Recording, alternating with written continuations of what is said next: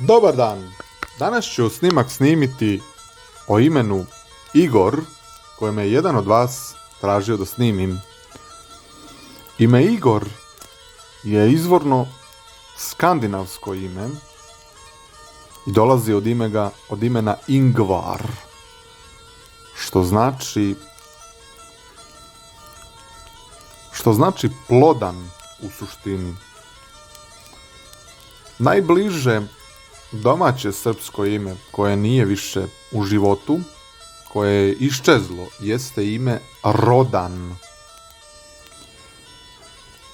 Njemu je brat blizanac živuće ime danas Rodoljub, ali Rodan je po sastavku i po nastavku najbliže imenu Igor po značenju, po smislu i po svrsi. Do sljedećeg snimka, zbogom!